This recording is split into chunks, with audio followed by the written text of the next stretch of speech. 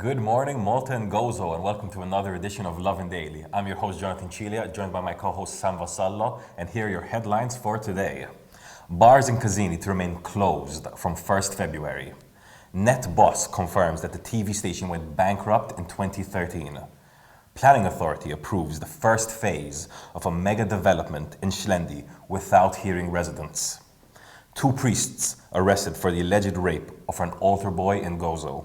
And Malta Gaming Authority appoints 30-year-old lawyer as chief executive officer. Quite a big mix of stories today. Sam, do you want to just jump right into the first one? For sure. So, bad news for people who love to bar hop.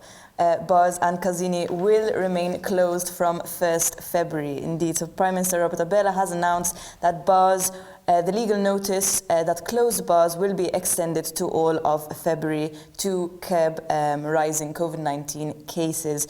And that is going to be included with the new measures that will be introduced before Carnival. But fret not, there's not going to be a lockdown or a curfew. You know, I mean, everyone was kind of looking towards February as the date that bars and clubs might reopen, but seeing as COVID-19 numbers have not decreased. In fact, you know, they've been relatively high for a few weeks, if not months now. I'm not surprised to see that the government has not opened it, even though it is quite sad. It's been many months, if not a year, of like pretty much no entertainment scene happening in Malta. I mean, it makes sense, obviously, we're undergoing a pandemic, but I can only feel for bar owners and club owners who are looking towards February. A few bar owners, one, for example, in Bujibba, reached out to Lovin Malta and said, you know, very clearly, if bars are not allowed to reopen in February, they might have to close down. Just this week, we saw a very popular St. Julian's resto bar, La Plage, close down as well. So we might be expecting to see a few more closures in the coming weeks. Just to remind you, yesterday, 138 new COVID-19 cases were found in Malta, alongside 128 recoveries. So numbers are still pretty high. Moving on to the next story, quite an interesting story, especially if you're following this party media debate currently happening in Malta. The boss of Net TV confirmed that in 2013, the company was bankrupt. Now, obviously, 2013 was pretty much after 25 years of nationalist rule. So it's quite interesting to note that even after Net's political party, the Nationalist Party, was in power after a quarter of a century, they were still unable to make a profit and were bankrupt at that time. The revelation came as part of a bit of research that Euronews undertook in light of this party media debate. Euronews spoke to Net boss Karl Guder, who kind of explained, like, listen, we understand that it's a very difficult situation. Net TV relies purely on advertising, and he said himself, it's quite hard to sell advertising to certain companies, considering that they're so politically inclined. What do you make of this revelation?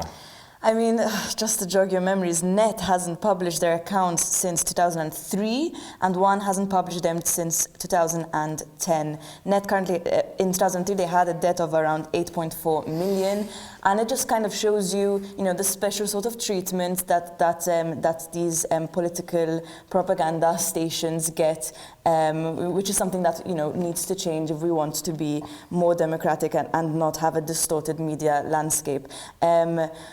I think it's unsurprising, unfortunately, and you know, this is why Lovin Malta has undertaken this court case, because we argue that political propaganda aired by TV shows is unconstitutional. Now, Karl Guder, though, the Net boss, said that he had no problem with Net being impartial if TVM and One had to do the same.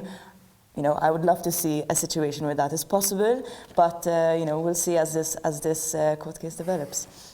On to our next story. So the Planning Authority has approved the first phase of a mega development in XLENDI without hearing residents. So Movement Graffiti activist group have revealed that the first phase of this 13-story high development, including a hotel, offices, apartments, and even garages, has been given the green light by the Planning Authority before residents and the local council were could even make their interventions against the application.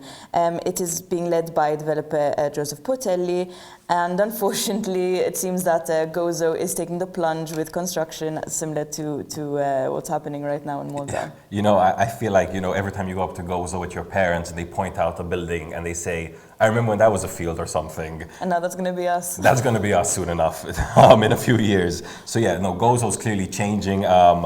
And I think this massive development, and if you want to see images of it, you can find it on lovinmalta.com, is, you know, more proof of that. Movement Graffiti themselves, you know, said, quote, "It is utterly ridiculous that the planning authority continues to insist on proceeding with this foolish plan." Now, obviously, whenever you want to do a mega development like this, you need to speak to the local council, local residents. Over 100, you know, complaints were issued by residents in regards to this development. So I think it's very important the planning authority do take that on board. Moving on to the next story, a very major story that broke last night and is developing as we speak. Two priests are being charged with the rape of an altar boy in Gozo. The first priest, Joseph Sultan, is an 84-year-old priest from Shara, well known in the Shara parish, and he has pled not guilty to the rape this morning. He was arraigned in Gozoton court just this very morning. The other priest is Joseph Cini, who's in his 70s. He's a former parish priest in Osri. He's going to be arraigned separately later on today, but you know, they're in court as we speak, and some details are coming out now and they're shocking. Apparently the altar boy involved was an 8-year-old boy.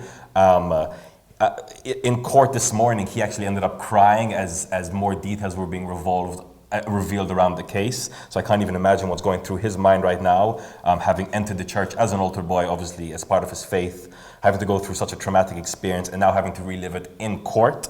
So definitely follow lovinmalta.com for all the latest updates to this shocking case. Indeed, and I mean, you know, the second priest who's yet to face the courts has previously faced similar allegations in Australia.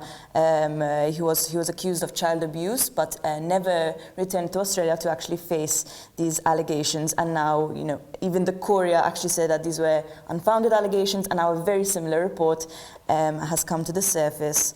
You know, very shocking case. The Courier has actually pleaded with victims to come forward to police if they are going through some similar ordeal, and to the Safeguarding Commission of the Courier if it involves the church.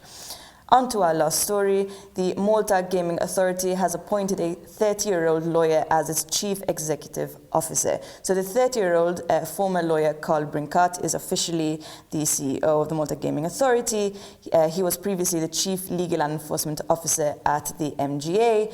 I think it's super cool that we're seeing such young, fresh faces, you know, taking on these major roles. I mean, we've just had the new Commissioner for Disabilities, Samantha Pach-Kazan. You know, she's just 27-year-old. Now we have this 30-year-old Carl Brinkat, and I can't wait to see what he brings, you know.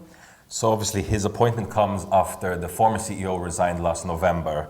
And it's, as you said, you know, he's only 30 years old. Let's hope that he brings a bit of a fresh approach to the Malta Gaming Authority, a very important authority.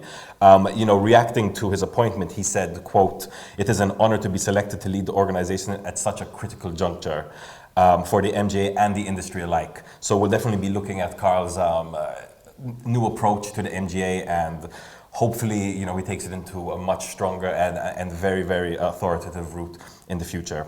I think that brings us to the end of today's episode of Lovin Daily. Both from myself and Sam, have a day full of lovin'.